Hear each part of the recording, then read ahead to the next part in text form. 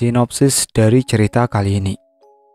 Seorang guru ngaji di sebuah perkampungan di Kalimantan meninggal dengan tidak wajar dan menjadi sanda.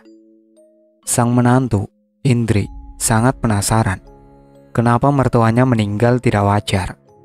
Ikuti terus tiap partnya ya, nikmati sensasi petualangan horornya bersama Indri. Kita ke uraian singkat dari cerita ini.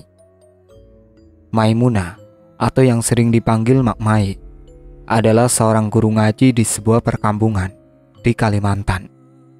Beliau memiliki 5 orang anak, salah satunya Iwan. Iwan memiliki seorang istri yang bernama Indri dan seorang anak yang masih berusia 3 tahun. Mak Mai tinggal bersama Iwan dan istrinya semenjak kematian suaminya beberapa tahun yang lalu. Tapi kegiatan Mak Mai dalam mengajar mengaji masih saja dilakukannya. Sampai suatu ketika, Mak Mai sakit keras dan penyakit yang sangat aneh. Mak Mai sangat sulit dalam sakaratul mautnya, sehingga membuat para anak dan menantunya merasa malu, terkecuali Indri. Indri merasa iba dan penasaran apa sebab mertuanya seperti itu, dan akhirnya mencari tahu sebab musababnya. Ikuti terus cerita mertuaku Sanda dan rasakan petualangan bersama Indri dalam teror dan ketegangan dalam mencari kebenaran tentang mertuanya. Semenjak aku hamil anak pertama, ibu mertua berinisiatif tinggal bersama kami karena ibu merasa kasihan melihatku yang sulit dalam masa kehamilan. Awalnya ibu tinggal bersama Bang Andi yang berada di desa sebelah. Memang semenjak ayah mertua meninggal, ibu sudah tinggal bersama Bang Andi. Tapi sekarang ibu tinggal bersama kami. Tak masalah bagiku karena aku bisa sekalian belajar mengaji pada ibu. Selain itu, para tetangga pun akhirnya ikut belajar mengaji pada ibu. Hampir tiap hari rumahku ramai dengan para ibu-ibu dan juga anak-anak untuk belajar mengaji. Ibu sangat penyayang dan juga penyabar. Siapapun pasti akan cepat akrab sama ibu. Ibu pun tidak membatasi pembayaran saat dia mengajar mengaji. Ibu akan menerima apapun yang diberi oleh para murid ngajinya. Saat aku melahirkan, ibu juga yang menjaga dan merawatku. Begitu senang memiliki seorang ibu mertua yang sangat perhatian. Ibu pun ikut andil dalam menjaga buah hatiku. Tak ada kecemburuan sosial antara kakak ipar denganku. Karena aku seorang anak yatim piatu. Sejak kecil sampai dewasa, aku tinggal di panti asuhan. Bertemu Bang Iwan pun karena tanpa sengaja bersenggolan saat di tempat kerja. Dan akhirnya Bang Irwan melamar dan memboyongku ke rumahnya. Ibu sangat telaten mengurus Asifa, putri kecilku. Sampai pada akhirnya, Asifa berusia 2,5 tahun. Asifa sangat lengket sama ibu. Di mana ada ibu, di situ Asifa selalu ada. Pernah suatu hari, ibu diminta tinggal di rumah Kak Ima karena suaminya sedang keluar negeri. Kak Ima hanya tinggal bersama kedua putranya. Itulah kenapa ibu harus menginap di rumah Kak Ima.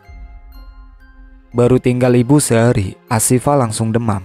Karena kepercayaan kami di kampung, saat sakit, anak kita tidurnya diselimutkan pakai baju atau sarung orang yang dirindukan, agar tidak keganangan lagi sama orang tersebut.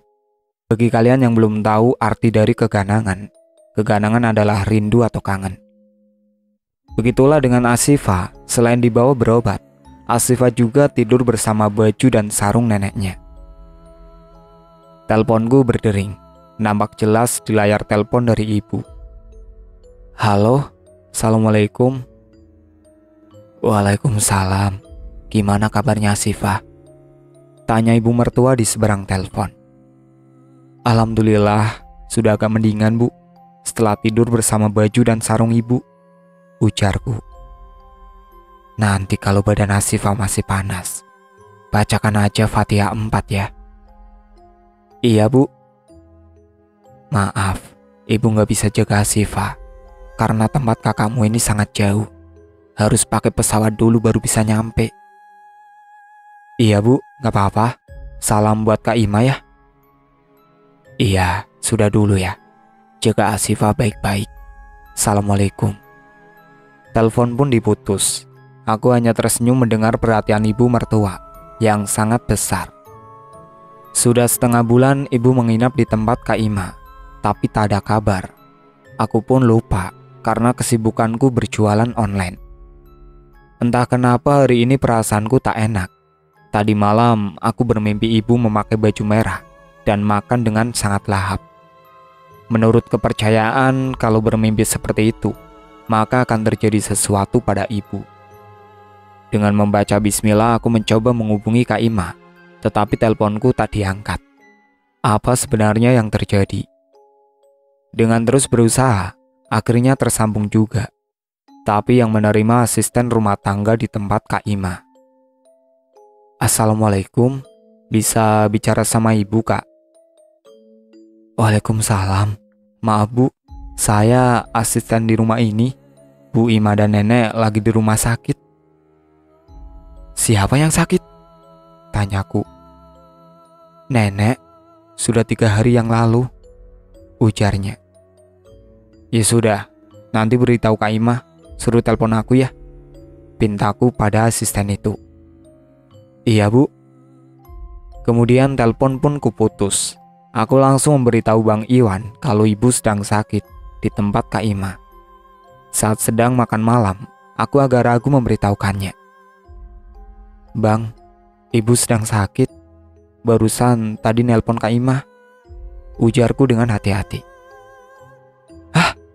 Kenapa Kak Ima gak kasih kabar? Tanyanya. Entahlah, jawabku. Nyenye apa mah? Tanya Asifah dengan bahasa cadelnya. Nenek lagi sakit sayang, jawabku. Wajah Asifah langsung berubah sedih dan langsung menangis memanggil neneknya. Aku terkejut dan langsung membujuk Asifah agar berhenti menangis. Kabar ibu sakit sudah sampai ke telinga Bang Andi dan dia ingin ibu segera dibawa pulang. Karena tidak ingin mengambil resiko, Kak Ima akhirnya membawa ibu pulang ke kampung. Sesampainya di rumah, betapa terkejutnya kami.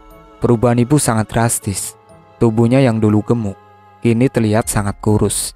Matanya cekung ke dalam dan terlihat seperti melotot. Wajahnya tirus dan rahangnya kelihatan menonjol. Ibu kemudian dibawa ke kamar untuk beristirahat. Warga kampung yang menjadi murid pengaji satu persatu menjenguk ibu. Kak, kata dokter, ibu sakit apa? Aku bertanya kepada Kak Ima saat semua anak-anak ibu berkumpul di dapur rumahku. Dokter mengatakan gula darah ibu naik dengan drastis. Makanya ibu tidak dibolehkan makan nasi, ujar Kak Ima. Lalu makan apa? Beri singkong rebus saja atau sayur-sayuran. Nanti biar kakak yang memberikan uang buat keperluan ibu. Tolong ya In, jaga dan rawat ibu, pinta Kak Ima. Iya betul, tolong jaga ibu ya In. Nanti abang juga akan memberikan kebutuhan ibu. Aku hanya mengangguk tanda menyetujui apa yang mereka katakan. Selain itu, sebagai bentuk rasa terima kasih dan baktiku kepada ibu. Apa salahnya aku merawat ibu di saat usianya yang sudah usur? Indri, Kame istri Bang Andi memanggil dari dalam. Kami semua langsung berlari ke dalam, takut kalau terjadi sesuatu pada ibu. Ada apa Meh? Tanya Bang Andi. Lihat ibu. Kame menunjuk ke arah ibu. Astagfirullah, ucap kami berbarengan. Mata ibu terlihat melotot dan suaranya seperti tertahan di kerongkongan. Ibu seperti ingin berbicara sesuatu, namun tak mampu untuk mengeluarkan suaranya. Kami semua menghampiri ibu. Beruntung para murid ngaji ibu sudah pulang dan hanya ada kami anak menantu ibu. Ibu, ada apa? Tanya Bang Iwan. Ibu ingin makan, ucap ibu terbata-bata. In, apakah ada makanan buat ibu makan hari ini?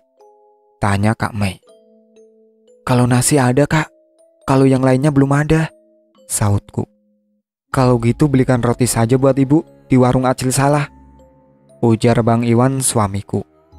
Aku hanya mengangguk dan bergegas ke warung sembako Acil Salah, karena hanya di sana yang komplit jualannya. Dengan menggendong Asifah, aku menuju warung itu. Sesampainya di warung Acil Salah, aku pun harus antri bergantian dengan pembeli lain yang lebih dulu ada di sana. Indri, mau beli apa? Tanya Acil Salah. Mau beli roti kasur tawar dan yang pakai isi, ujarnya. Mau beli berapa? Tanya Acil Salah. 10 Cil, ujarku. Acil Salah pun menyiapkan roti yang kupinta dan menyebutkan jumlah totalan yang harus kubayar. Iniin 100.000 semuanya. Aku pun menyerahkan selembar uang merah kepada Acil Salah dan bergegas ingin pulang. In, bagaimana kabarnya Mak Mai? Acil Salah bertanya keadaan ibu mertua. Katanya sakit. Sakit apa, In? Acil Salah mulai bertanya lebih jauh lagi. Biasalah Cil, sakit orang tua, jawabku. Acil Salah pun memberikan bungkusan lagi kepadaku. In, ini buat Mak Mae, semoga cepat sembuh ya. Amin, makasih ya Cil, ujarku lagi sembari menerima bungkusan yang diberikan Acil Salah. Aku pun bergegas pulang, takut kalau ibu semakin kelaparan dan ipar-ipar akan menyalahkanku karena pulang telat. Sesampainya di rumah, semua roti kasur yang dibeli aku serahkan kepada Kak Mei. Sementara aku membikin teh tawar dan teh manis buat ibu dan juga buat Bang Iwan dan saudaranya. Bang, jaga Asifah. Aku akan membuatkan teh tawar buat ibu dulu. Aku pun menyerahkan Asifah pada Bang Iwan. Selanjutnya aku menuju dapur yang diikuti oleh Kak Ima. In, tolong banget ya, jaga dan rawat ibu. Ini uang buat keperluan ibu nanti, ujar Kak Ima sembari menyodorkan amplop coklat. Iya Kak. Aku pun menerima amplop itu. Kak Ima pun meninggalkan aku sendiri di dapur. Amplop itu kuletakkan di atas meja, sedangkan aku segera merebus air untuk membuat teh panas buat mereka. Saat ingin menyeduh teh, amplop yang kuletakkan di atas meja dekat gula tiba-tiba saja hilang. Aku kebingungan siapa yang mengambilnya. Karena perhatianku masih tertuju untuk membuat teh buat ibu, aku berniat nanti saja mencarinya. Mungkin Bang Iwan yang menyimpannya, pikirku. Setelah selesai menyeduh teh, aku langsung membawanya ke kamar ibu, yang mana anak-anak ibu berkumpul di sana. Loh Bang, kok pada bengong? Tanyaku pada Bang Iwan. Mana rotinya?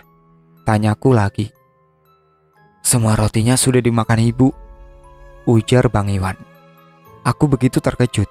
Bagaimana mungkin ibu bisa menghabiskan 10 roti kasur hanya dalam waktu 10 menit? Yang membuat aku lebih terkejut, ibu langsung meminum teh yang baru kuseduh tanpa merasa kepanasan dan melepuh. Padahal teh itu masih dalam keadaan panas sekali. Ibu, tehnya masih panas. Apa ibu nggak kepanasan? Tanyaku heran. Sontak yang lain pun terkejut. Entah kenapa tiba-tiba saja ibu mengambil teh panas itu dan langsung meminumnya. In, kenapa tidak kau bikin teh dingin aja pada ibu? Tanya Bang Andi dengan nada marah. Maaf Bang, aku lupa mencampur air dinginnya, ujarku penuh penyesalan. Kak Ima pun langsung mendekati ibu dan memeriksa mulutnya, takut kalau mulut ibu terbakar oleh air panas itu. Tidak terlihat tanda seperti terbakar pada mulut ibu, ujar Kak Ima. Kami semua hanya tercengang mendengar penjelasan Kak Ima. Ada apa? Tanya ibu dengan suara seraknya. Mendengar suara ibu, seketika tengkukku langsung merinding. Suara ibu berubah total 360 derajat. Ibu gak kepanasan? Tanya Kak Meli. Ibu menggeleng. Bang Iwan langsung memeriksa gelas bekas teh ibu. Masih panas, ujar Bang Iwan. Ibu masih lapar, mau makan lagi, ucap ibu yang membuat kami melongo. Ada apa sih sama ibu? Tanya Kak Ima mulai kesal.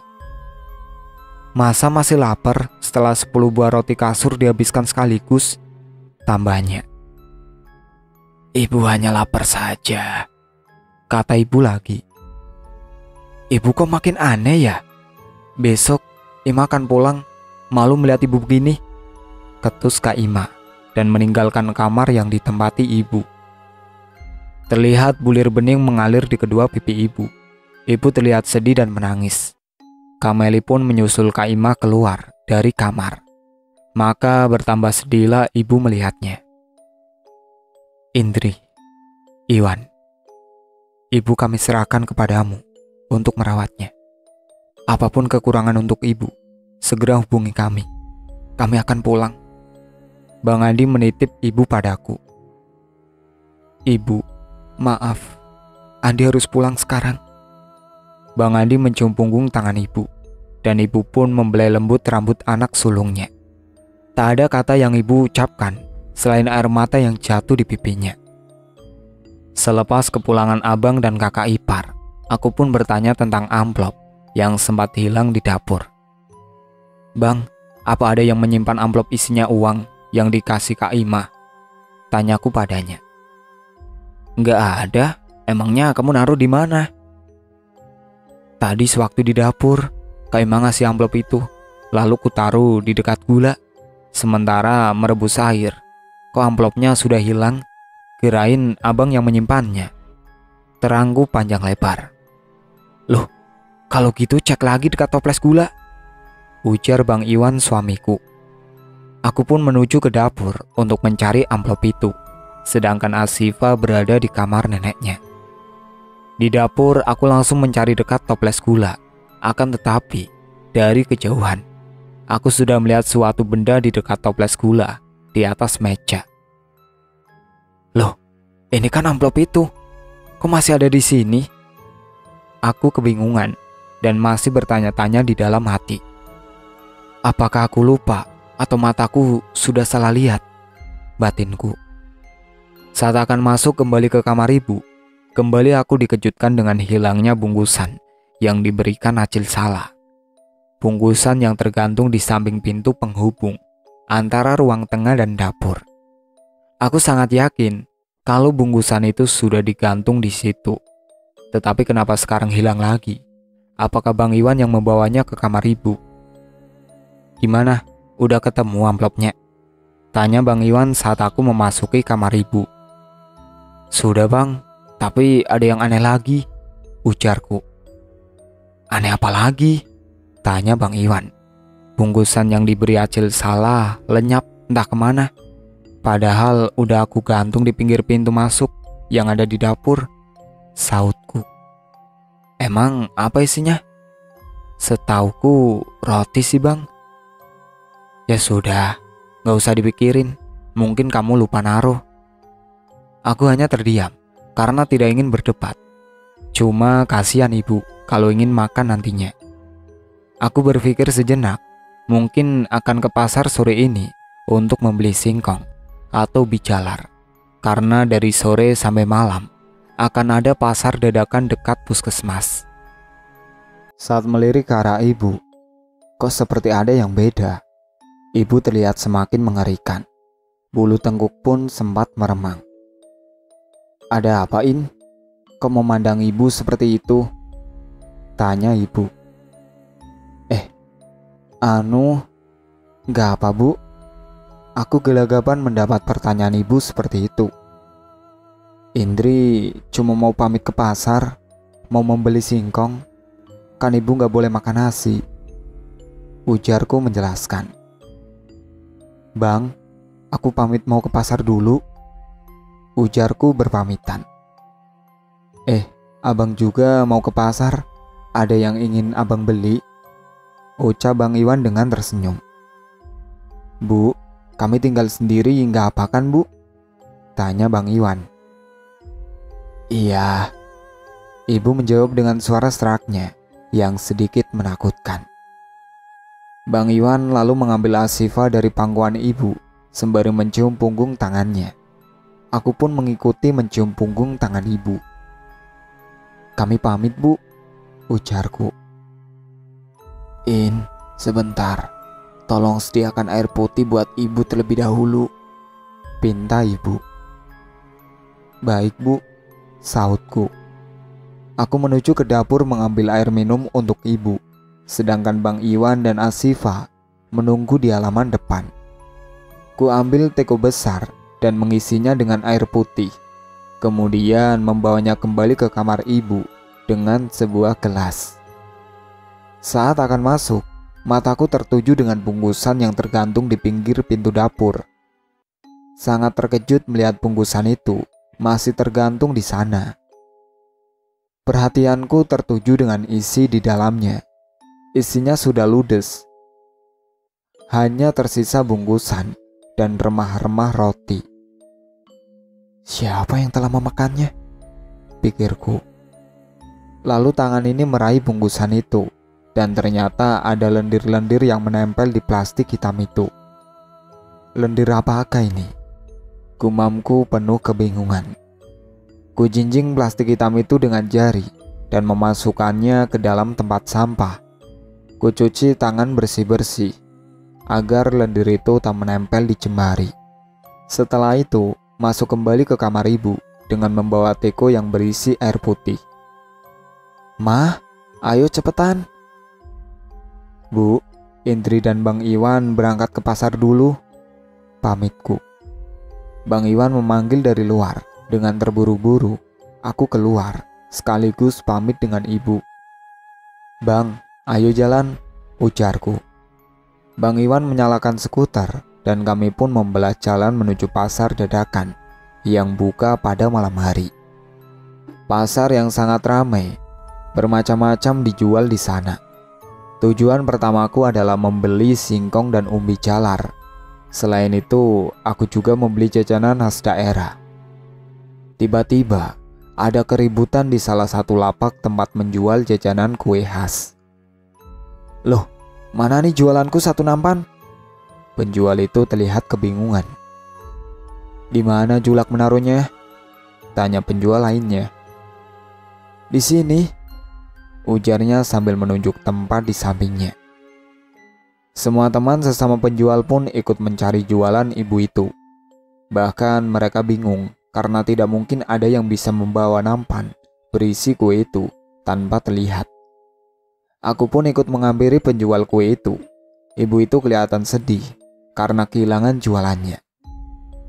Maaf Julak, kenapa kok bisa hilang? Tanyaku. Entahlah nak, tadi Julak taruh di dekat kaki aja, jawab ibu itu. Kalau boleh tahu berapa kerugiannya Julak? Tanyaku lagi. Sekitar 150.000 nak, jawab ibu itu. Karena kasihan, aku pun memberi separuh dari kerugian ibu itu. Namun, tiba-tiba aku melihat sosok putih di tempat gelap, di sebuah rumah kosong dekat pasar. Entah kenapa, kaki ini melangkah mendekati sosok putih itu. Terlihat sosok itu membawa nampan berisi kue.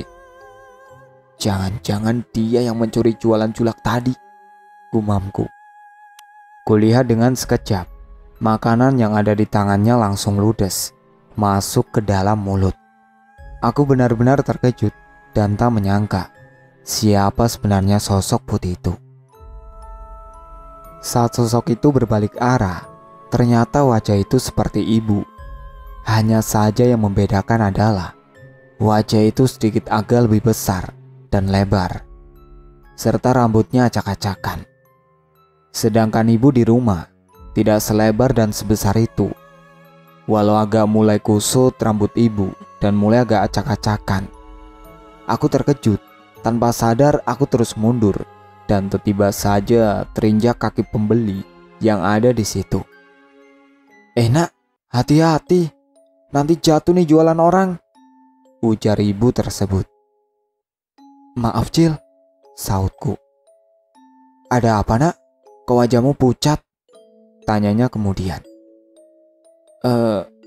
Enggak apa-apa Cil, jawabku agak gugup, kemudian berlalu pergi.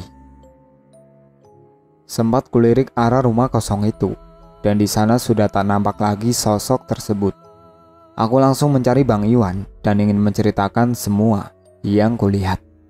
Namun hatiku berkata lain. Andai ku ceritakan semua ini, apakah Bang Iwan percaya? Tanyaku dalam hati. Aku pun akhirnya mengurungkan rencana untuk bercerita pada Bang Iwan. Biarlah semua ini jadi rahasiaku. Lagi pula, aku tak ingin Bang Iwan bersedih setelah tahu semuanya. Aku melanjutkan belanja barang-barang untuk keperluan di rumah. Apa yang tadi terjadi harus sudah dilupakan. Setelah semua kurasa cukup, aku menelpon Bang Iwan dan mengajaknya pulang. Bang, di mana menunggu? Tanyaku. Di tempat parkiran mah, jawab Bang Iwan di seberang telepon. Dengan bergegas aku menuju tempat parkiran. Kali ini rumah kosong itu terlewati kembali.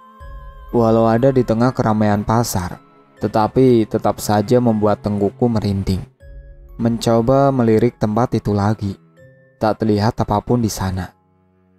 Bang Iwan dan Asifa sedang asik makan es krim di tempat parkiran. Dengan wajah cemong, Asifa tersenyum melihat kedatanganku. Mah, es cim. Asifa menyodorkan es padaku. Aku hanya tersenyum, kemudian langsung menggosok wajah Asifa dengan tisu.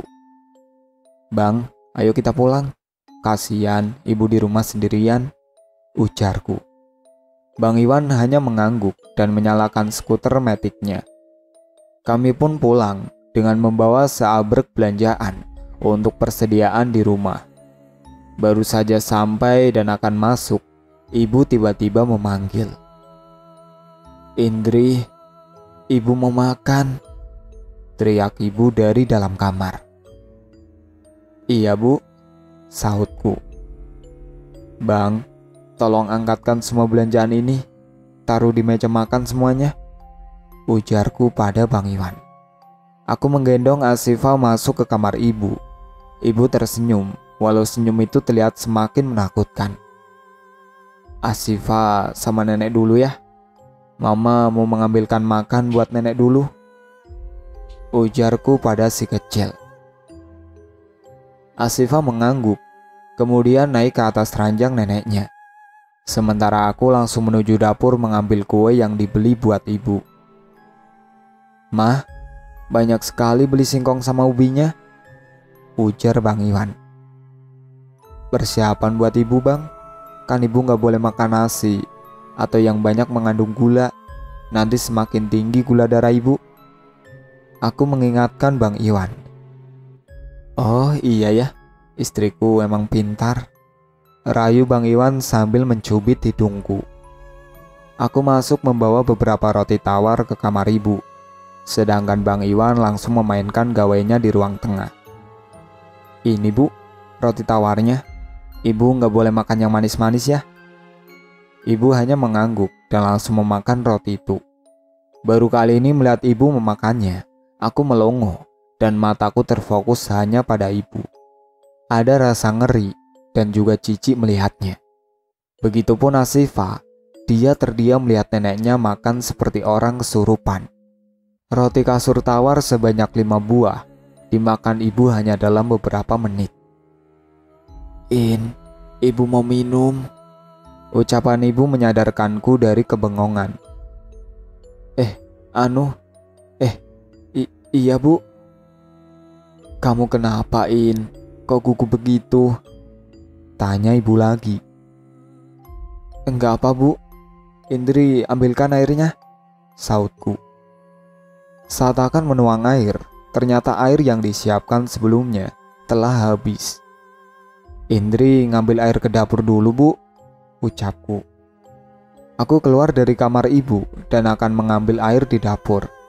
Terlihat Bang Iwan sedang asik bermain game di ponselnya. Kali ini dia berpindah tempat ke ruang tamu.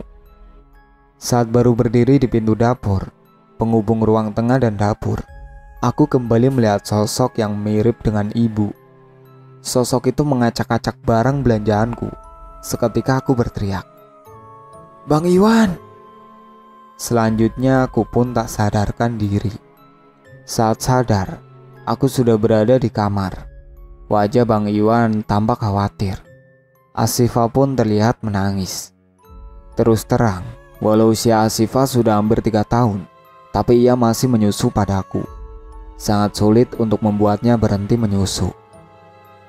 Melihat Asifah sedih, aku langsung memeluknya, kemudian membaringkannya di samping dan menyusuinya. "Apa yang terjadi?" tanya Bang Iwan. "Aku melihat sosok aneh, Bang," jawabku tanpa berpikir dulu. "Sosok aneh apa?" tanyanya pola. "Ada yang mengacak-acak belanjaan dari pasar," ujarku mulai terisak ketakutan. Bang Iwan pun langsung menuju dapur dan mengecek belanjaan, ingin membuktikan apa yang telah kukatakan. Apa benar ada yang mengacak-acaknya? Tak berapa lama ia masuk kembali dengan kening berkerut, tanda merasa ada yang aneh. "Ada apa, Bang?" tanyaku. Bang Iwan memberikan ponselnya padaku. "Ini, lihatlah." Aku semakin penasaran. Dengan tangan gemetaran, ku terima ponsel itu. Saat melihat gambarnya, aku terkejut dan ikut mengernyitkan kening. "Loh, kok masih rapi seperti sebelumnya sih?" gumamku kebingungan. "Gimana? Ada yang berantakan?" tanya Bang Iwan lagi. Aku hanya menggeleng, niat ingin menceritakan apa yang telah kulihat selama ini. Akhirnya kurungkan. Takutnya Bang Iwan tak percaya dan akan membenciku apabila diceritakan semua.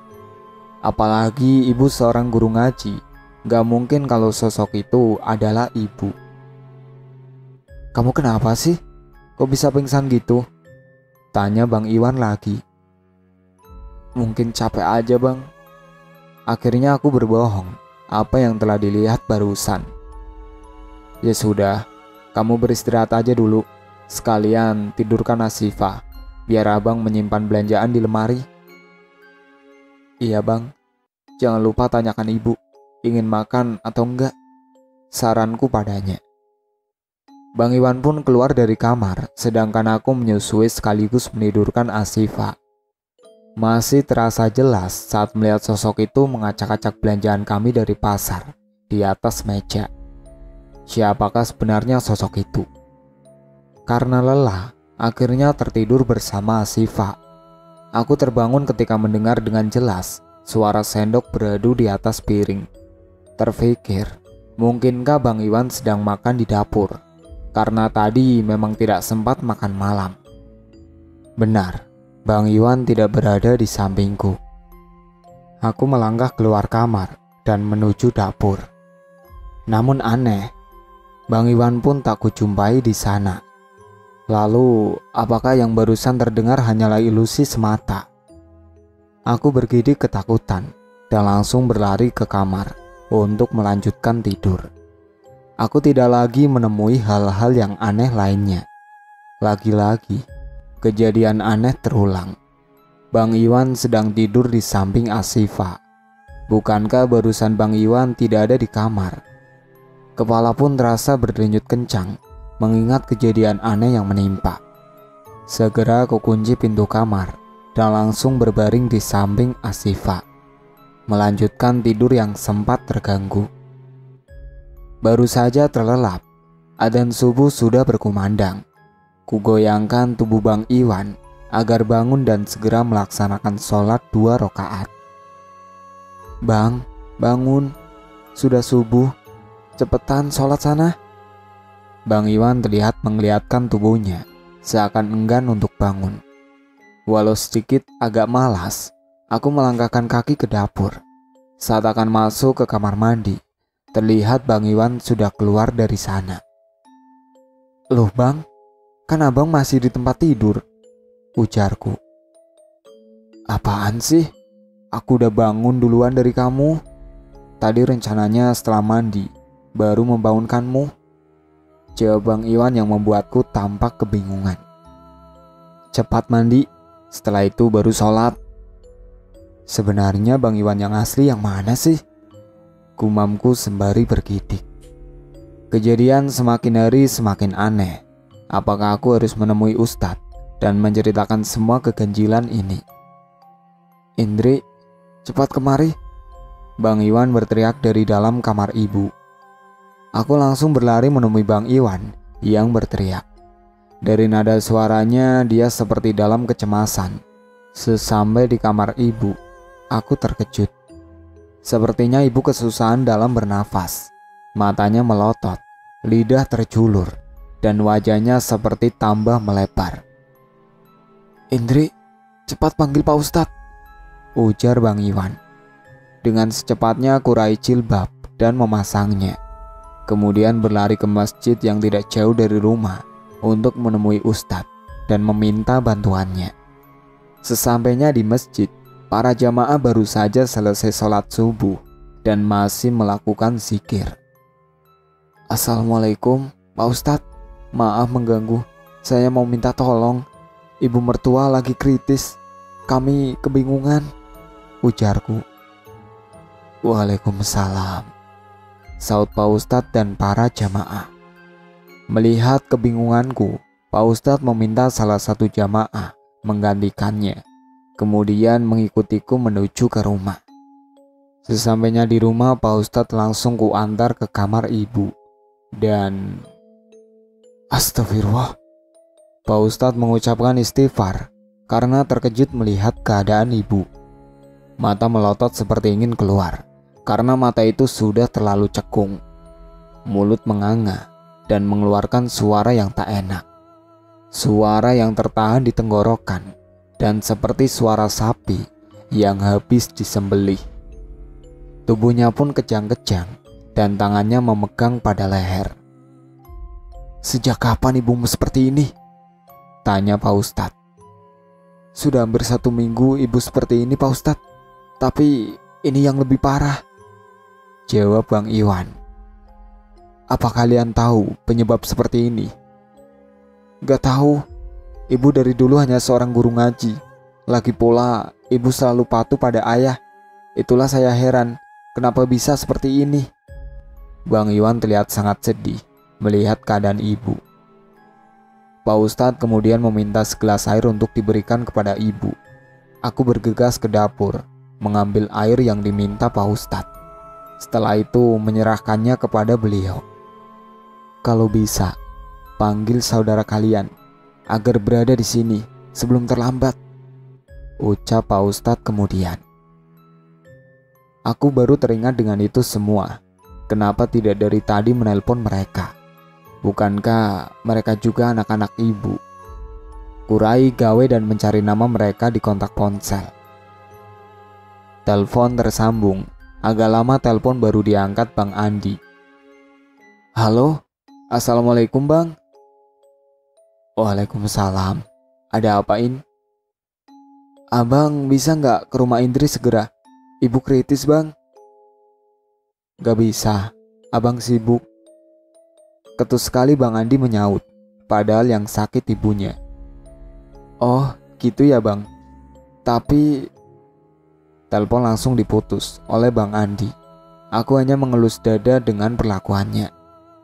Tak menyerah, aku menelpon Kak Ima, berharap dia bisa datang, karena yang sakit adalah ibunya. "Ada apain?" Terdengar suara Kak Ima seperti malas menerima telepon dariku. "Ibu kritis Kak, bisa kesini nggak?" "Gak bisain, aku sangat sibuk. Kamu aja yang merawat ibu," ujarnya lagi. "Tapi ibu sedang kritis Kak." "Malesin, sebenarnya kami malu dengan penyakit ibu yang aneh itu." Jawaban Kak Ima semakin membuatku mengelus dada. Air yang menggenang di pelupuk mata ini akhirnya jatuh. "Nanti kalau ibu sudah meninggal aja kami ke rumahmu." "Astagfirullah Kak, jangan seperti itu." Tapi tiba-tiba sambungan telepon diputus dari seberang sana. Kenapa mereka harus malu? Bukankah mereka anak-anak ibu? Selain itu, mereka juga mengetahui sikap baik yang telah ibu tanam selama ini. Apakah ada sesuatu yang mereka sembunyikan? "Bagaimana In?" tanya Bang Iwan yang membuatku kaget. "Maaf Bang, mereka nggak ada yang mau datang," ujarku. Bang Iwan tertunduk sedih, lalu masuk kembali ke kamar ibu, menemui Pak Ustadz. Aku hanya mengikutinya dari belakang. Bang Iwan duduk di samping Pak Ustadz. Ini, minumkan pada ibumu. Sebagian lagi usapkan air ini ke seluruh tubuhnya. Pak Ustadz menyodorkan air yang ada di tangannya, kemudian berlalu keluar dari kamar, diiringi Bang Iwan. Aku mengambil gelas itu dan memberikan minum pada ibu, lalu mengusapkan air tersebut ke seluruh tubuh ibu. Sedangkan Asifah selalu duduk manis di samping neneknya. Setelah meminum air itu, ibu terlihat mulai tenang. Nafasnya pun mulai teratur. Matanya juga sudah tidak melotot lagi. Namun, wajahnya seperti semakin lebar.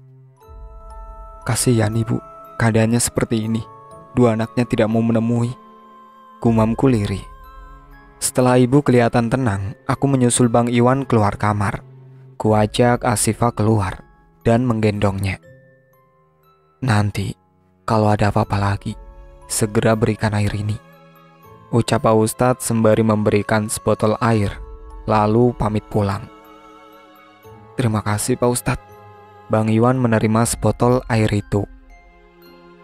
Aku terbangun saat mendengar suara gaduh di dapur. Saat melihat jam di layar ponsel, ternyata masih menunjukkan pukul 2 dini hari. Mungkinkah Bang Iwan yang berada di sana? Saat melirik ke samping, Bang Iwan memang tak ada di sana, hingga membuatku yakin dialah yang membuat gaduh di dapur. Aku bangun dari pembaringan dan langsung akan menuju ke dapur. Saat membuka pintu kamar, aku dikejutkan suara Bang Iwan. Mau kemana? Tanya Bang Iwan. Aku melongo, bukankah tadi Bang Iwan tidak ada di tempatnya? Lalu, kenapa tiba-tiba saja dia duduk di tepi ranjang? Loh, aku kira abang yang ada di dapur sana. Heranku. Apaan sih? Bang Iwan kembali tidur dan tak menanggapiku lagi. Karena penasaran, aku mencoba berjalan menuju dapur dengan perlahan. Kucincitkan kaki agar tidak menimbulkan bunyi. Takut kalau yang berada di sana adalah maling. Sesampainya di depan pintu dapur, perlahan kusibak tirai yang menjadi pembatas antara ruang tengah dan dapur. Mataku terbelalak setelah melihat siapa yang berada di dapur. Bang Iwan, gumamku heran. Lalu siapa yang berada di kamar tadi? Pikirku. Karena penasaran, aku akhirnya bingung. Apakah harus kudekati atau tidak? Yang mana Bang Iwan yang sebenarnya? Apakah yang di dalam kamar atau yang sedang berada di dapur? Dengan nekat, kulangkahkan kaki menuju dapur dan menyapa Bang Iwan yang berada di sana. Bang, sejak kapan ada di sini? Tanyaku. Belum terlalu lama, sautnya dengan terus mengaduk mie yang dia rebus. Kenapa aku gak dibangunkan? Aku tidak bisa tidur, makanya aku bangun bikin kopi dan mie rebus ini. Dek, seketika jantungku berdetak kencang. Kalau benar Bang Iwan di sini, berarti Asifah bersama siapa di kamar? Bergegas aku menuju kamar melihat dengan siapa Asifah sekarang. Dan ternyata, gadis kecilku sudah tak berada di dalam kamar. Aku terkejut dan berteriak histeris. Abang! Terdengar suara hentakan kaki Bang Iwan menuju kamar. Ada apa? Asifah tidak ada di kamar, Bang.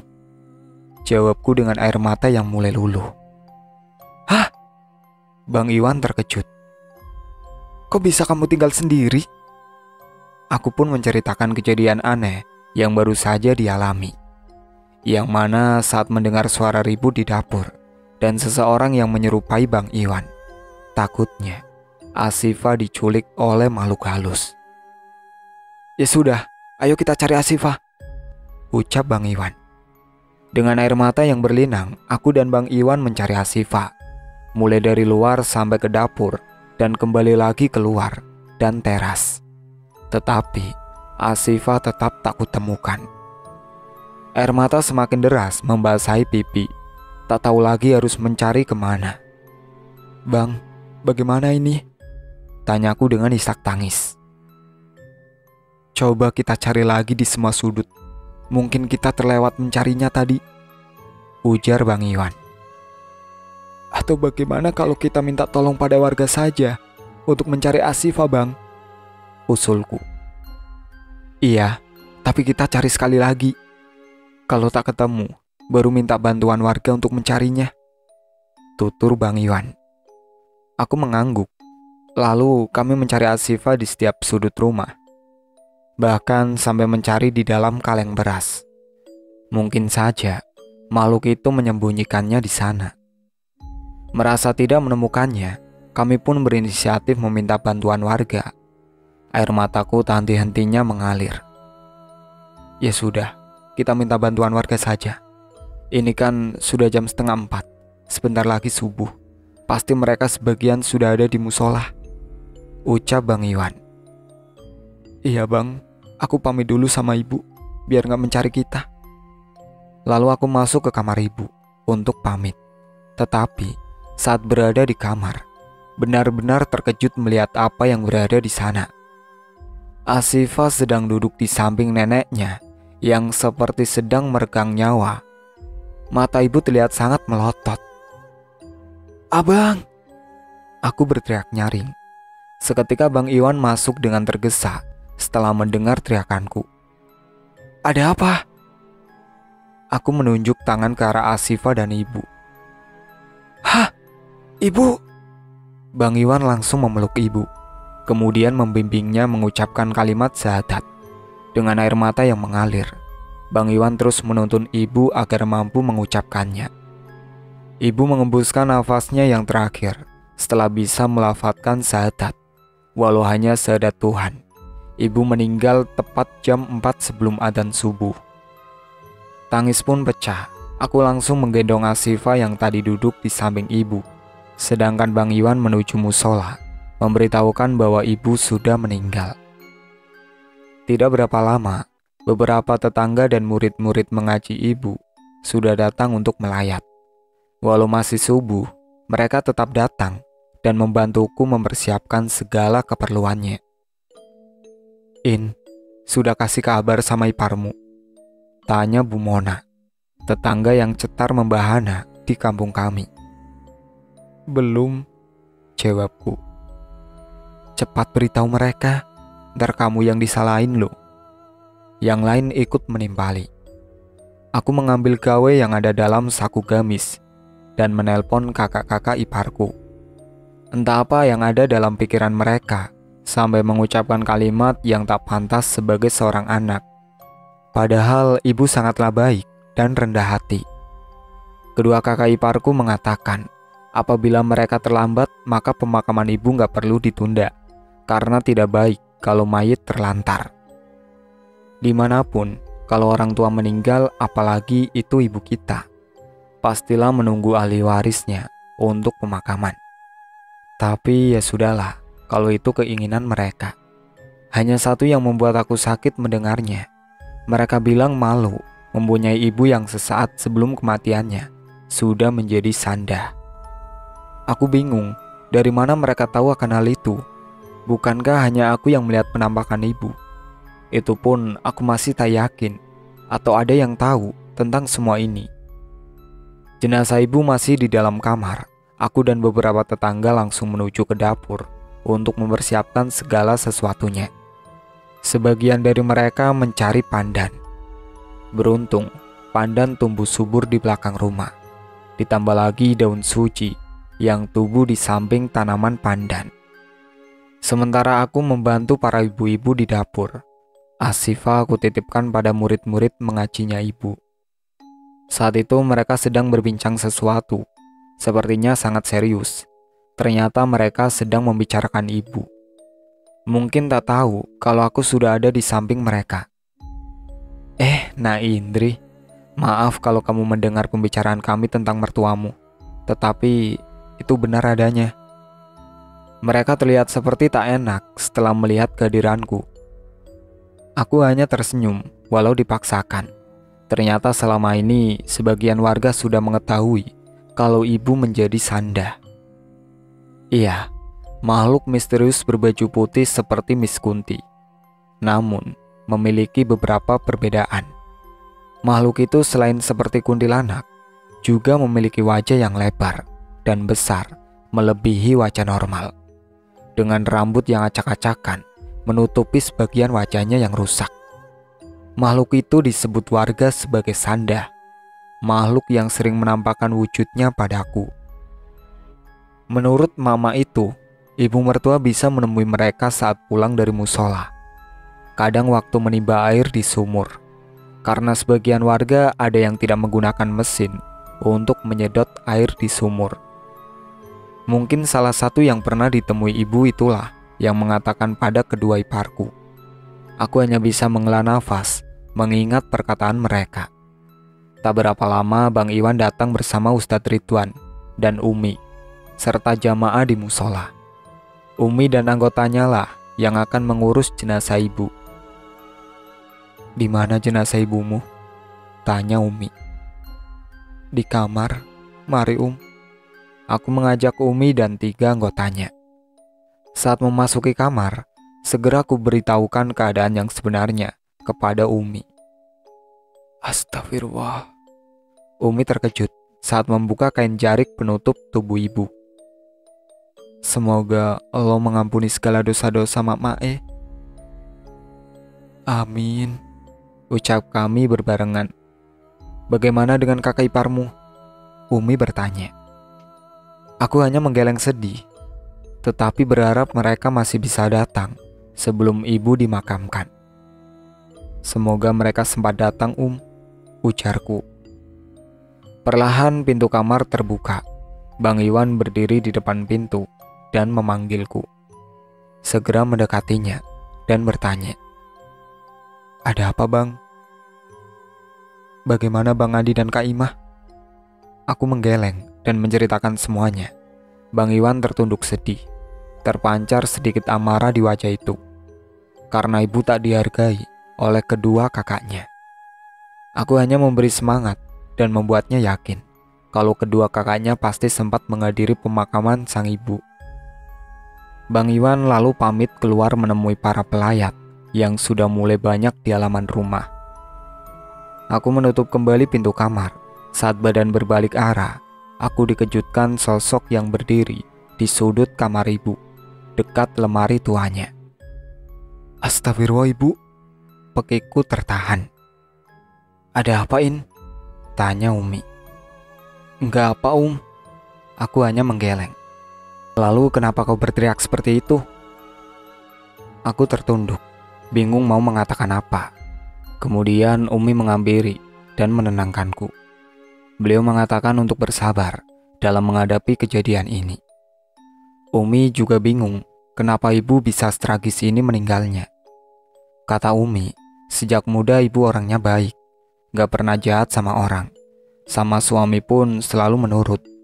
Selain itu, ibu sudah menjadi guru ngaji sejak mempunyai anak 1. Ibu muda gak pernah neko-neko. Sama orang tuanya pun tak pernah melawan. Bertetangga juga baik, tak pernah punya musuh. Jadi, kenapa bisa seperti ini? Tok tok tok.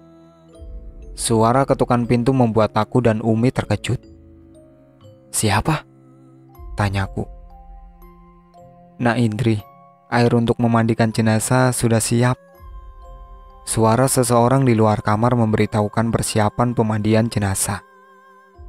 "Ayo, kita mulai memandikan ibumu, biar cepat selesai semua prosesnya," ujar Umi. Aku pun keluar kamar mencari Bang Iwan untuk meminta bantuan mengangkat jenazah ibu. Terlihat Bang Iwan sedang berbincang di halaman depan bersama beberapa warga yang sedang melayat. Kuhampiri dia dan menyatakan maksudku. "Bang, ayo bantu kami mengangkat jenazah ibu, biar cepat dimandikan dan dimakamkan," ucapku. Rumah dan halaman sudah dipadati warga sekitar.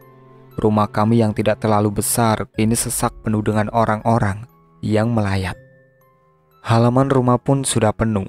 Beberapa warga berdiri di luar halaman hingga ke jalan. Beruntung rumah kami berada di dalam gang, sehingga tidak membuat jalanan macet. "Maaf Pak, saya pamit dulu," mau mengangkat jenazah ibu, biar segera selesai proses ini. Bang Iwan pun pamit. Perlu kami bantu, nak? Tanya salah satu warga. Bang Iwan pun mengalihkan pandangannya padaku, seolah bertanya, apakah perlu bantuan lainnya. Aku hanya mengangkat bahu, menandakan terserah dengan keputusannya. Bang Iwan kemudian mengajak beberapa warga untuk membantu mengangkat jenazah ibu untuk dimandikan. Saat jenazah diangkat, tubuh ibu terlihat sangat ringan. Tetapi, kenapa orang-orang mengatakan ibu menjadi sanda? Kami pun tak menyangka kalau mengangkat jenazah ibu hanya memerlukan 2 orang saja, Bang Iwan dan Pak Amir. Saat akan keluar dari kamar, penutup wajah ibu tersingkap. Walau terlihat mengerikan, tetapi di bibirnya terukir sebuah senyuman. Kematian yang wajar dan masih bisa melafazkan syahadat dengan wajah yang tersenyum. Apakah kematian seperti ini bisa menyebabkannya menjadi sanda? Sebuah misteri yang sangat sulit untuk dipecah, akan tetapi tetap harus diketahui sebabnya. Jenazah ibu kemudian dibawa ke tempat pemandian yang sudah tersedia di dapur. Karena halaman samping tidak begitu luas, maka pemandian pun dilakukan di sebagian dapur rumah. Tempat pemandian pun sudah disekat dengan gorden, agar yang lain tidak melihat saat jenazah sedang dimandikan. Beruntung lantai dapur terbuat dari kayu ulin, sehingga air langsung keluar dari sela lantainya. Awalnya, proses pemandian masih lancar, sampai pada akhirnya tiba-tiba air berubah dan menjadi berbau got.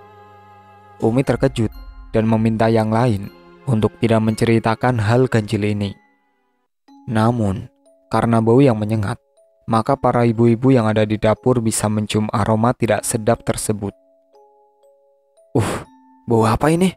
Kamu kentut ya?" ucap salah seorang dari mereka, menuduh salah satunya. "Enggak, anak aja bilang aku kentut," jawab seseorang yang dituduh. Kami yang berada di dalam bilik pemandian hanya bisa terdiam. Beruntung keran air sangat dekat, sehingga bisa cepat mengganti airnya. Sedangkan yang berbau tadi, cepat-cepat kami buang, agar tidak menyebar baunya. Ternyata, perkiraan kami salah. Air berubah yang kami buang, ternyata baunya semakin menyebar. "Ih, baunya semakin menusuk," salah seorang warga berucap. Aku segera keluar, mencoba mencari tahu bagaimana keadaan di luar. Apakah mereka juga mencium bau itu atau tidak. Aku menemui Bang Iwan yang berada di teras melalui pintu samping. Sedangkan Umi dan anggotanya segera membersihkan bekas air bau got tersebut agar baunya cepat hilang. "Bang, mencium bau got nggak?" tanyaku. "Iya, para pelayat di dalam tadi bilang mencium bau got yang menyengat. Tetapi bapak-bapak di luar sini gak ada yang mencium," sautnya. "Oh gitu." Aku pun melangkah kembali menuju tempat pemandian jenazah. "Tunggu." Bang Iwan memanggilku sebelum benar-benar masuk ke sana. "Ada apa, Bang?" "Ada apa sih?" tanyanya dengan penuh curiga. Mau tidak mau, aku harus mengatakan yang sebenarnya pada Bang Iwan. "Air untuk memandikan jenazah ibu berubah dan berbau seperti got," bisikku padanya. Bang Iwan terkejut. Dia tertunduk dengan wajah sedih yang begitu dalam. Aku hanya bisa memeluknya, memberinya kekuatan untuk menerima ujian ini. Aku kembali menemui Umi dan kembali membantu mereka untuk segera menyelesaikan proses pemandian. Tak berapa lama, proses pemandian pun selesai. Bau tak enak yang tadi tersebar, kini sudah tak tercium lagi. Aku, Umi, dan 2 orang yang membantu mengangkat tubuh ibu yang sudah selesai dimandikan menuju kamar untuk dikafani. Saat melewati para pelayat, tiba-tiba kakiku tersandung. Karena keseimbangan tubuh hilang, maka aku terjatuh dan menyebabkan jenazah ibu ikut terjatuh pula. Astagfirullah. Warga yang melihat kejadian ini sangat terkejut. Mereka percaya jenazah yang jatuh menandakan bahwa si mayit akan bergentayangan. Tetapi sebagian warga pun sudah mengetahui kalau ibu seorang sanda. Entah siapa yang telah menyandung kakiku hingga terjatuh. Saat dilihat tempat terjatuh tadi, tak ada apapun yang bisa menyebabkan aku terjatuh. Bingung kenapa bisa terjadi. Warga yang melihat pun segera membantu mengangkat jenazah ibu menuju kamar untuk dikafani. Iya, memang kami semua mengkafani ibu di kamarnya. Asifah yang tadinya bersama salah satu tetangga kini mengikutiku masuk ke kamar ibu. Saat kami sedang sibuk mengkafani ibu, Asifah terus menarik-narik bajuku sambil berkata, "Mah, Nek Tiwar."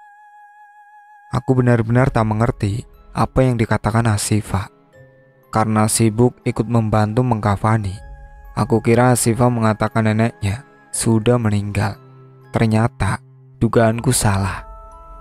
Asifah terus mengoceh tanpa henti karena merasa terganggu. Aku meminta Asifah untuk tidak berisik, tetapi dia terus menunjuk keluar jendela. Saat ku ikuti arah yang ditunjuk Asifah, begitu terkejutnya melihat apa yang ada di luar sana. Dadaku berdegup kencang, tubuh gemetaran. Suara tercekat di tenggorokan. Apa yang kulihat di luar sana? Ibu. Iya, ibu sedang berdiri memandang ke arah rumah ini. "Umi!" Tanpa sadar aku berteriak. Umi terkejut dan langsung menghampiriku. "Ada apa?" tanya Umi. Ibu Umi, ibu ada di luar sana berdiri memandang ke arah rumah ini," bisikku. Umi pun ikut memandang ke arah yang kutuju, tetapi sosok ibu sudah tidak ada di sana. "Dengar, akan kita cari tahu kenapa ibu mertuamu bisa seperti ini. Kasihan dia." Umi menggandengku agar menyelesaikan pengkafanan ibu. Benar, aku akan mencari tahu sebab kenapa ibu bisa meninggal dan menjadi sanda. Karena tidak mungkin orang sebaik ibu, rohnya bisa bergentayangan. Setelah selesai dikafani, kemudian ibu disolatkan di musola. Sebelum jenazah turun dari rumah, kedua kakak Bang Iwan datang. Tak ada sedikit kesedihan pun terpancar dari wajah mereka. Bahkan terkesan cuek. Saat ditanya pun, mereka tak menjawabnya. "Nak, ikut menyolatkan ibumu ke musola?" tanya Pak Ustadz. "Nanti saya menyusul," jawab Bang Andi ketus. Mereka masuk tanpa permisi lagi ke dalam rumah. Bang Iwan yang melihat pun merasa geram dan ingin menyusul mereka. Akan tetapi, Pak Ustadz menahan langkahnya agar tidak terjadi keributan. "Dasar tak punya sopan santun." Terdengar beberapa warga mengoceh, sedangkan mereka yang diomongin tetap tak peduli dan terus melanjutkan langkahnya menuju kamar yang biasa ditempati. Aku hanya menggeleng melihat kelakuan anak-anak ibu.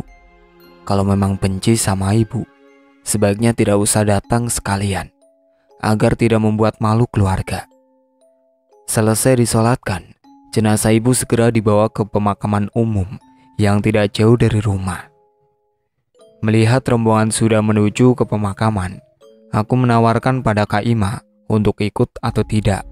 Aku pun menemuinya di kamar. "Kak, Bang, ikut ke pemakaman ibu nggak?" tanyaku pada mereka. "Enggak, kubur aja sana. Mati kau bikin malu aja," ucap Kak Ima. Aku yang mendengar ucapannya hanya menggeleng kepala. Tanpa disadari, ternyata Bang Iwan sudah berada di belakangku. "Jaga bicaramu Kak Ima. Bagaimanapun dia adalah ibu kita. Dia yang telah melahirkan kita," geram Bang Iwan. "Alah, gak malu punya ibu yang matinya jadi sanda." Plak! Sebuah pukulan tiba-tiba mendarat di pipi Kak Ima. Dia tak terima diperlakukan seperti itu oleh adiknya sendiri, Iwan.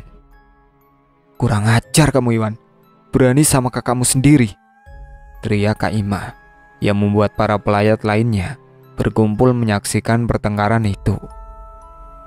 "Sudah, bikin malu kalian," bentak Umi yang datang tiba-tiba. "Tidak sayangkah sama ibu kalian sendiri? Pasti almarhumah akan menangis melihat pertengkaran kalian. Gak usah malu. Kita semua tidak tahu apa penyebab beliau jadi seperti ini. Jangan ambil sisi negatif terus. Ambillah sisi positifnya." Panjang lebar Umi menceramai kami semua. "Cepat, hadiri pemakaman ibu kalian. Belum dikubur, kalian sudah bertengkar seperti ini. Tidak mempunyai adab sama sekali." Umi marah dan meninggalkan mereka sembari menarik tanganku. Aku benar-benar tidak mengerti dengan pemikiran anak-anak ibu. Mereka membenci tanpa tahu penyebabnya. Melihat perlakuan mereka atas kepergian ibu ini, aku akan mengungkap semua tentang masa lalu ibu. Bagaimana bisa ibu meninggal menjadi sanda dan apa penyebabnya, agar anak-anak ibu tidak lagi memendam kebencian disebabkan kabar tentang sanda ini. Aku dan Umi sudah berada di pemakaman, tetapi kedua kakak iparku tidak ada di tempat untuk ikut penguburan jasad ibu. Sungguh menyesal mengabari mereka tentang ibu. Mereka tak ada hormatnya sama ibu sendiri. Saat pemakaman, tak ada hal aneh yang terjadi. Hanya terdengar suara burung buak yang saling bersahutan. Aku tahu kalau burung itu adalah burung yang memberitahukan kalau ada makhluk halus berada di sekitar. Pemakaman itu lancar, akan tetapi saat akan meninggalkan pemakaman, terjadi hal yang mengejutkan. Kuburan ibu amblas dan terdapat lubang besar di sana. Aku menangis menyaksikan itu semua. Kenapa orang sebaik ibu bisa mengalami tragedi seperti ini? Pak Ustadz meminta para penggali makam untuk menimbun kembali tanah di atas makam ibu. Setelah selesai, kami semua pulang ke rumah. "Maaf Pak Ustadz, apakah Pak Ustadz mendengar selentingan tentang arwah ibu yang penasaran di kampung kita?" tanya Bang Iwan. "Mendengar sih," Pak Ustadz menjawab dengan santai. "Tolong ibu Pak Ustadz, kasihanilah kami," ujarku memohon. "Itu jin korin yang jahat, yang ingin membuat nama ibumu tercemar. Nanti saya akan berusaha menalak kematian ibumu, agar roh jahat itu tidak berkeliaran mengganggu warga." Kami terus melangkah pulang ke rumah. Sesampainya di rumah, terjadi keributan di sana. Kak Ima dan Kak Mei, istri Bang Andi, seperti kesurupan. Mereka mengacak-acak rumah dan berteriak histeris. Kami yang melihat segera berlari dan mencoba menangkap tubuh mereka agar tidak melukai orang lain. "Pak, tolong pegang tubuh mereka berdua, biar saya yang akan mencoba mengeluarkan makhluk itu," pinta Pak Ustadz. Warga pun langsung memegang tangan dan kaki Kak Mei dan Kak Ima. Jin yang merasuk ke tubuh mereka hanya tertawa terbahak-bahak, kemudian pergi meninggalkan tubuh itu. Kak Ima dan Kak Mei digotong ke kamar tamu. Mereka kami biarkan untuk beristirahat terlebih dahulu. Sementara itu, kami pun melaksanakan tahlilan untuk almarhumah ibu. Acara tahlilan selesai sekitar jam 9 malam. Saat semua warga pamit, aku dan Bang Iwan segera membereskan semuanya. Sedangkan kakaknya Bang Iwan tak ada satupun yang mau membantu kami. Jam 10 malam, aku dan Bang Iwan segera beristirahat. Karena kecapean, kami tertidur sangat pulas. Aku terbangun saat mendengar suara gaduh di dapur. Saat melirik jam di dinding, waktu menunjukkan pukul 2 dini hari. Aku pikir itu adalah Kak Ima dan Kak Mei, karena tadi malam mereka belum sempat makan. Terasa berat mata ini untuk dibuka dengan memaksakan diri menuju ke dapur untuk memastikan siapa di sana. Sesampainya di dapur, aku hanya melihat Kak Mei duduk sendiri di sana. Sepertinya dia sangat lapar. Terlihat dengan cara dia makan dengan sangat tergesa-gesa. Aku pun mendekatinya untuk mengatakan makannya jangan seperti itu. Takutnya tersendak. Saat akan menggapai pundak Kak Mei, terdengar suara jeritan melengking dari dalam kamar. Aku sangat terkejut dan berniat membawa Kak Mei untuk melihat siapa yang menjerit itu. Namun, tiba-tiba sosok Kak Mei sudah tak ada yang tadi duduk di meja makan. Aku melongo dan seketika bulu kuduku meremang. Lalu siapa tadi yang duduk sendiri sedang makan? Dan siapakah yang berteriak? Dengan langkah 1000 aku kembali masuk ke kamar. Beruntung saja Bang Andi dan Bang Iwan yang tidur di ruang tengah, tepatnya di depan kamar, tidak terinjak. Tetapi mengapa mereka tidak terbangun saat terdengar suara jeritan itu? Aku tak ambil pusing siapa yang menjerit tadi. Aku langsung masuk ke kamar. Di kamar, aku juga tidak menemukan Asifah tidur di ranjang. Kemana Asifah? Bukankah pintu kamar tidak terbuka? Aku kalut dan berteriak memanggil Bang Iwan. Tetapi suaraku tercekat. Suara itu tak bisa keluar. Bagaimana bisa aku seperti ini? Karena suara teriakanku tidak bisa keluar, aku pun langsung menuju keluar untuk membangunkan Bang Iwan. Kuguncang tubuh Bang Iwan sekeras mungkin agar terbangun dan cepat mencari Asifah yang hilang. Akan tetapi, tak ada sedikit pun reaksi pada diri Bang Iwan. Dia terus saja terlelap tanpa merasa terganggu. Aku semakin kebingungan, kini mencoba lagi untuk membangunkan Bang Andi. Tetapi sia-sia. Bang Andi pun tak merespon saat kubangunkan dirinya. Aku kembali ke kamar, berharap ini semua dalam mimpi, dan Asifah masih tertidur di ranjang. Akan tetapi, saat masuk kamar, aku terkejut dengan apa yang terlihat dengan mata kepalaku sendiri. Jantungku berdegup kencang, bibirku terasa keluh untuk berteriak.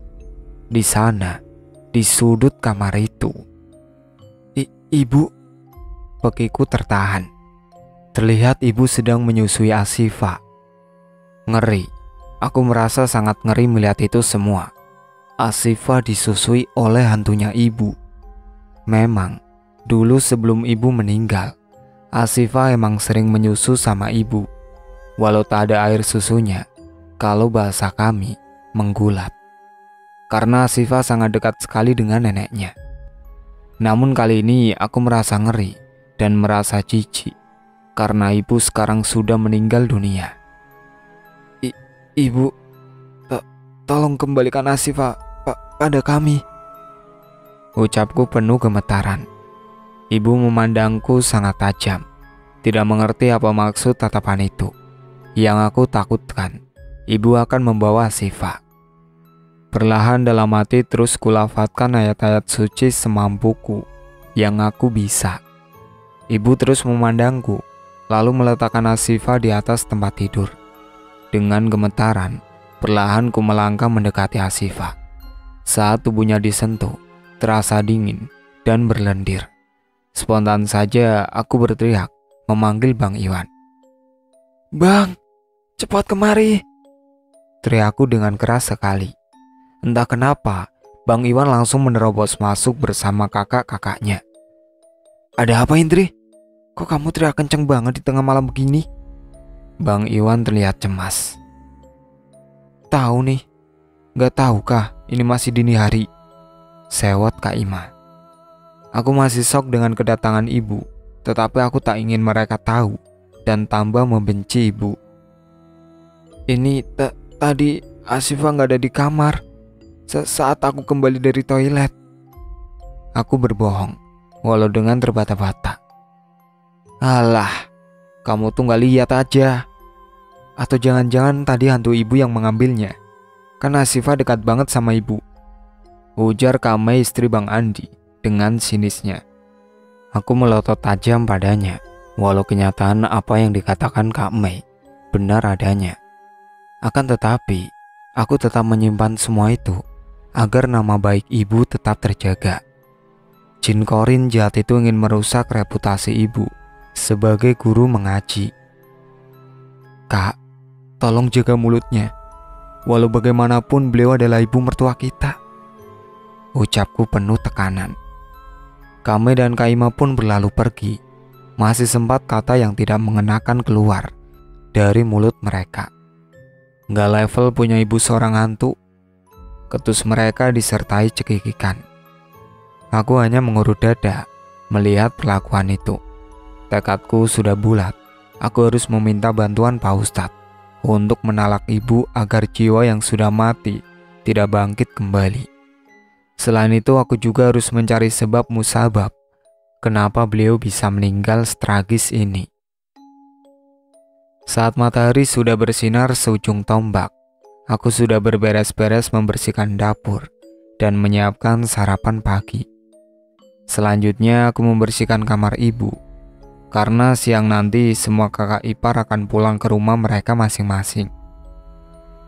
In, sarapan udah siap. Kami hari ini akan pulang. Kaima bertanya dengan wajah sinis. Ya Allah, aku sebagai tuan rumah, tapi diperlakukan seperti pembantu oleh kakak iparku. Gumamku lirih sembari mengelus dada. Iya kak, sudah siap di atas meja makan. Aku mau membersihkan kamar ibu dulu, sahutku. Kalau nanti ada barang berharga, cepat beritahu kami. Kaima lalu menuju dapur untuk sarapan bersama yang lainnya.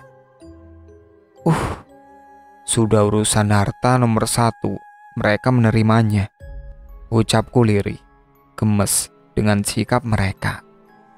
Membersihkan kamar ibu tidak memakan waktu lama, karena ibu juga orang yang suka kebersihan. Hanya tempat-tempat penting dan tak terjangkau yang aku bersihkan. Lemari pakaian ibu pun aku rapikan, sekaligus menyiapkan pakaian yang harus disedekahkan untuk amal ibu. Tak banyak pakaian yang tersimpan, sebab ibu memang tidak menyukai penumpukan barang. Beliau lebih suka memakai pakaian yang sama, karena kata beliau takut dengan hisab barang tersebut di akhirat. Saat sedang membersihkan lemari ibu, aku menemukan sesuatu di laci bagian bawah lemari. Apa ini? Aku bertanya dalam hati dan mengambil sebuah buku seperti album foto berukuran sedang dan tebal, namun sudah usang. Perlahan kubuka dan ternyata sebuah catatan harian. Awalnya, aku mengira itu adalah sebuah album foto karena bentuk depannya seperti sampul foto. Namaku Maimunah. Teman-teman sering memanggilku Mai. Aku tersenyum melihat tulisan ibu yang rapi dan tersusun sangat indah di buku itu. Ternyata ibu muda sangat suka menulis buku harian. Tidak seperti zaman sekarang yang suka mengupdate status di aplikasi biru ataupun hijau. Tulisan itu masih sangat jelas untuk dibaca. Ibu begitu rapi menyimpan semua kenangannya. Salah satu buku harian ini terpampang jelas tanggal, bulan, dan tahunnya di buku tersebut. Aku pun iseng membaca sebagian isi buku tersebut, sampai pada bagian sesuatu yang sangat penting dan wajib diketahui oleh anak-anaknya, agar mereka tidak terus menyalahkan dan membenci ibu dengan kematian yang tak wajar. Astagfirullah. Aku menutup mulut dengan kedua tangan. Tak terasa air mataku menetes membasahi pipi dan jatuh di buku harian tua itu. Jadi inikah penyebab kenapa ibu bisa meninggal menjadi sanda dan rohnya gentayangan? Aku harus memberitahukan ini kepada mereka, bisikku lirih. Ku hapus air mata dengan jemari dan langsung menemui kakak Bang Iwan yang berada di ruang tamu. Mungkin mereka sudah selesai menyantap sarapannya. Bang Andi, Kak Imah, kalian semua harus tahu kenapa ibu bisa meninggal seperti ini. Ibu menuliskan ceritanya di buku usang ini, ucapku sembari memperlihatkan sebuah buku harian tua. Apa maksudmu? Tanya Bang Andi. Kalau kalian tidak membaca buku ini, kalian pasti akan menyesal telah membenci ibu selama ini. Air mataku kembali jatuh. Teringat saat mereka tidak ada seorang pun yang mau menjaga ibu hingga akhir hayatnya. Bang Andi mengambil buku itu dari tanganku dan mulai membacanya. Karena buku itu menceritakan masa-masa ibu waktu dulu. aku pun membuka bagian penting yang harus mereka baca. Mereka terkejut dan mulai menangis terseduh, menyesali perbuatan yang sudah terlambat untuk disesali. Buku harian Maimunah. Namaku Maimunah. Aba dan Uma sering memanggilku Mai sejak kecil. Aba dan Uma sering mengajarkanku kasih sayang dan juga ilmu agama yang bermanfaat, sehingga sekarang bisa mengajarkan anak-anak mengaji, walau hanya sebatas iqra. Walau tak pernah belajar di pondok pesantren, tetapi Aba selalu mengajarkanku banyak tentang agama. Suatu hari, Aba diundang sahabatnya yang mengajar di pondok pesantren, Kota Santri, yang berada di daerah kami, Kalimantan. Di tempat itulah aku dan Bang Rahman bertemu, lalu akhirnya menikah. Kami memiliki 3 orang anak yang sangat lucu dan menggemaskan. Aku dan Bang Rahman menggantikan Aba mengajar mengaji pada para penduduk kampung yang ingin belajar. Setelah Aba dan Uma meninggal, Bang Rahman mengajakku merantau ke Banjarmasin dan bertempat tinggal di pinggiran kota tersebut. Di tempat itulah kami memulai hidup baru. Selain mengajar ngaji, Bang Rahman juga bekerja sebagai OB di sebuah perkantoran. Aku pun juga mengajar ngaji buat mereka yang ingin belajar. Kami tidak memungut biaya, tetapi para warga yang ikut belajar selalu memberi kami santunan berupa sembako. Ketiga putra-putri kami tumbuh dengan sehat di tengah-tengah warga yang rasa kekeluargaannya sangat erat. Kehidupan kami sangat sederhana, walau begitu kami masih bisa menyekolahkan anak-anak sampai ke jenjang yang lebih tinggi. Kehidupan kami sangat normal, tidak pernah mengalami pertengkaran yang sengit, karena Bang Rahman juga menghargaiku sebagai seorang istri.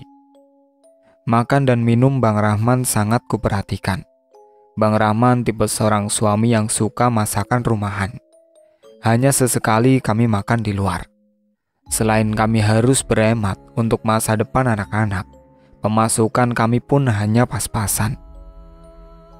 Saat anak-anak sudah bekerja, Bang Rahman berhenti menjadi OB. Dia fokus mengajar para tetangga mengaji dan memberikan tausiah di musola dekat rumah. Sampai akhirnya, anak-anak menikah. Andi tinggal di kampung sebelah, sedangkan Ima ikut suaminya merantau ke kota tetangga. Hanya Iwan dan istrinya yang tinggal di rumah. Bang Rahman meninggalkanku saat Iwan baru menikah.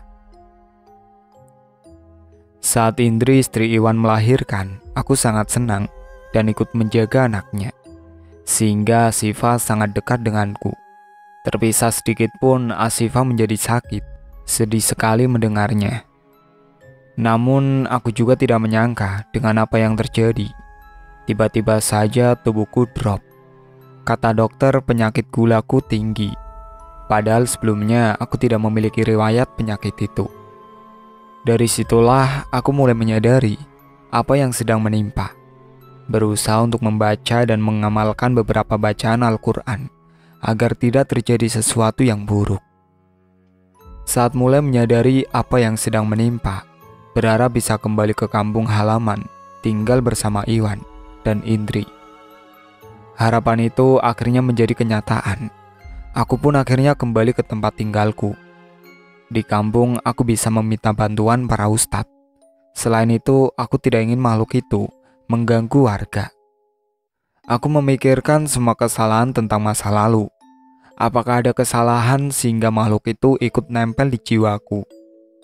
Sangat keras aku berpikir dan akhirnya menemukan juga jawaban itu. Dulu saat aku memasak makanan, alat untuk mengangkat makanan itu adalah pakaian-pakaian yang sudah tidak terpakai. Lalu kujadikan baju bekas itu sebagai serbat pengangkat wajan, panci, dan lainnya. Mungkin karena itulah makhluk itu menempel dalam tubuhku dan akan membuat kematianku nanti sangat sulit. Kemungkinan juga makhluk itu akan mengganggu warga sekitar yang mereka sebut sebagai sanda. Ibu melakukan itu tanpa sengaja buat anak-anakku semua Apabila sudah sampai kematianku, ibu mohon maaf dengan semua ini. Mintalah bantuan kepada Ustadz untuk menalak tubuhku saat jiwa sudah tidak ada di raga, agar makhluk itu tidak mengganggu. Ibu bisa menuliskan ini semua saat makhluk itu tidak berada di tubuh, karena tubuh terasa enteng dan bisa bergerak, namun tak bisa berbicara. Pesan terakhir ibu, perhatikan cara kita memasak makanan untuk suami. Jangan menggunakan kain bekas pakaian, sarung, dan atau apapun itu untuk mengangkat apa yang kita masak. Gunakanlah serbet khusus untuk itu. Setelah membaca halaman terakhir di buku harian ibu, semua anak dan mantu ibu menangis, termasuk aku. Kak Ima dan Bang Andi sangat menyesali apa yang telah mereka lakukan. Mereka juga menyesal tidak sempat berbakti di saat-saat terakhir ibu. Sudahlah Kak, Bang, kita harus memikirkan bagaimana cara agar korin jahat itu tidak berkeliaran lagi, ucapku pada mereka. Kepulangan Bang Andi dan Kak Ima pun tertunda. Mereka tidak ingin lagi dikatakan anak durhaka karena permasalahan arwah ibu yang bangkit kembali. Kami pun meminta pada Pak Ustadz untuk membantu kami dalam masalah ini, karena jujur, kami masih tipis mengenai ilmu agama. Masih perlu bimbingan untuk menuju ke arah sana. Sementara ini kami mempersiapkan untuk acara tahlilan ibu, berharap ketenangan untuknya di alam barzah. Namun, tidak sedikit warga sekitar sudah mengetahui kematian ibu yang tak wajar. Sebagian dari mereka juga bercerita bahwa ibu selalu duduk di teras rumah mereka kalau senja menjelang. Tak sedikit dari mereka juga bilang kalau makanan mereka akan berlendir setelah kedatangan arwah penasaran ibu yang ditandai bau busuk yang menyebar. Hari ini kami sedang mempersiapkan semua. Acara tahlilan ibu diadakan sore hari, karena kebanyakan dari warga tidak akan menghadiri apabila sudah menjelang maghrib. Para ibu-ibu masih bersedia membantu kami untuk mempersiapkan acara tahlilan. Aku yang sudah membereskan isi kamar ibu, berniat akan menyedekahkan barang miliknya kepada para tetangga. Maaf ibu-ibu, ini ada pakaian ibu kami yang masih layak pakai. Kalau berkenan, ibu-ibu bisa mengambilnya. Anggaplah pahala sedekahnya buat ibu kami. Maaf nak, bukan kami menolak, tapi kami masih khawatir dengan keadaan sekarang. Mak Mae masih bergentayangan. Ih, Acil Oda langsung bergidik. Hush, jangan seperti itu. Acil Nur menepuk pundak Acil Oda agar bisa menjaga sikapnya di depan kami. Kami sadar, rumor ini membuat nama ibu menjadi buruk karena beliau adalah seorang guru ngaji. Ada sedikit rasa tak nyaman dengan semua ini. Aku pun mengambil buku harian ibu dan memberikan kepada mereka, agar semua tahu bahwa ibu bukan seperti apa yang mereka pikirkan. Kesalahan ibu hanya ada di saat beliau mengangkat makanan dengan pakaian bekas. Ibu-ibu akhirnya mengetahui sebab kenapa arwah ibu kentayangan, karena jin korin jahat yang memakai jasad ibu ingin membuat buruk nama seorang guru mengaji. Jam sudah menunjukkan 3:30 sore. Para warga sudah berdatangan. Sebelum acara dimulai, Bang Andi dan Bang Iwan menyampaikan sesuatu dan meminta tolong kepada Pak Ustadz Ridwan dan juga warga sekitar. Umi Saada pun sudah aku beritahu penyebab ibu menjadi seperti ini.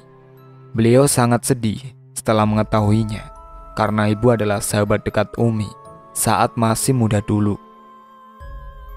Maaf sebelumnya untuk seluruh warga dengan ketidaknyamanan ini. Bukan keinginan kami apalagi almarhumah ibu menjadi seperti ini. Saya pun awalnya sangat malu dan benci kepada ibu. Tetapi setelah mendapat buku harian ibu inilah kami semua menyadarinya. Bang Andi memulai permohonan maafan kepada warga untuk ibu.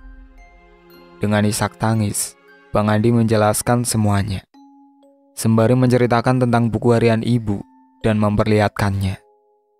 Semua warga terdengar kasak-kusuk saling berbisik. Mereka tak menyangka, dengan kematian ibu ini mereka semua mendapatkan pelajaran yang berharga, agar terus menjaga dan berhati-hati dalam segala tindakan. Apalagi untuk masalah makanan, yang seharusnya harus lebih berhati-hati lagi.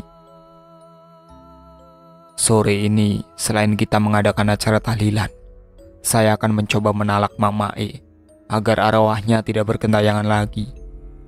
Diharapkan bantuan Bapak Ibu semuanya. Ustadz Ridwan meminta pengertian warga.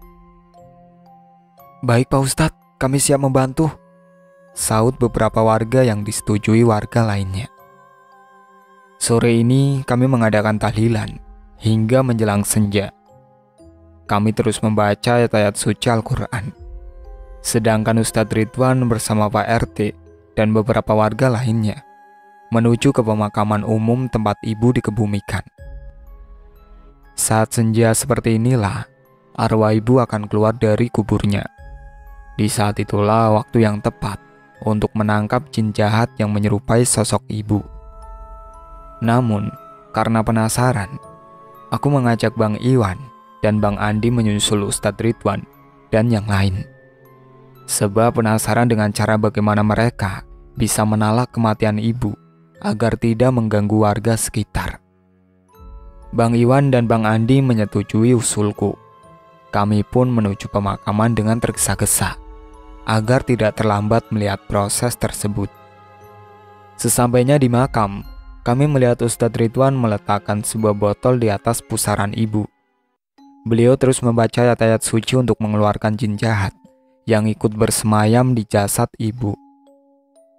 Sekitar 10 menit, terlihat asap hitam keluar dari makam ibu. Asap itu melayang-layang di udara.